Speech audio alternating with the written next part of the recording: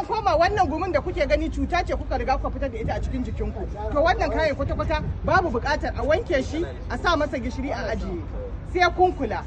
Dan Allah dan annabi mata, idan kun ji abu a cikin mamanku ku daina zuwa wajen masu maganin gargajiya kuna cewa ai wannan wani abu ne, in an ce kansa ce a ce a gudu. Maganin hausa kashe mu yake yi yanzu.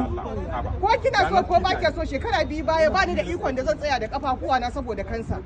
Duk wanda yake ganin social media ya san ni mara lafiya ce ta kansa shekara 2 da suka wuce, amma na yi faɗa da ita, gani ina tsaye a cikin ku. To kika ku sai kun bawa kanku karfi. Duk abin da wani ciwo, kana da hawan jini, kana da suga, in an ce baka da lafiya ka je ka kwanta, a'a, dole ka fito ka motsa jikinka ka kona wannan ciwon da karfin imani da karfin zuciya.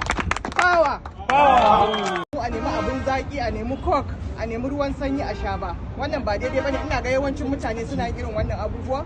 Duk wani abin da yake dauke da suga, ka zo ka kona suga, ka dauki abin da yake da suga ka kara a jikinka, ka lalata training din da kai yau gaba daya. Kun gane?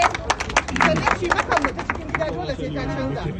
Ka je ka ci abinci kawai zaka da daddare ka kwanta ka ci indomie ka ci coke. Da coke da indomie da magista dole ku avoid din su idan kuna so ku rayu a cikin wannan rayuwa mai kyau. Sannan duk wani canji da mutum ya ji a mafitsararsa ko ya fitsari mai zafi, ka ce sanyi ne.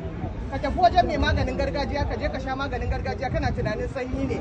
Ka ga fitsari a jini ka ce sanyi ne, ka ce wane ne, ka je asibiti a auna ka a gane menene shi. Kansa ta mafitsara tana shiga ta wannan halin. Inda za ku dinga fitsari, ko da kai namiji ne dan kana tsaye ka yi fitsari, to sai ka kula.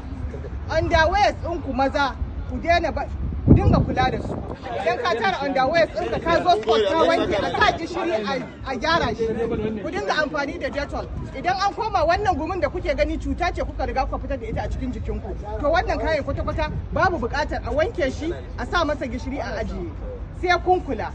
Dan Allah dan annabi mata, idan kun ji abu a cikin mamanku ku daina zuwa wajen masu maganin gargajiya kuna cewa ai wannan wani abu ne, in an ce kansa ce a ce a gudu. Maganin hausa kashe mu yake yi yanzu. Ko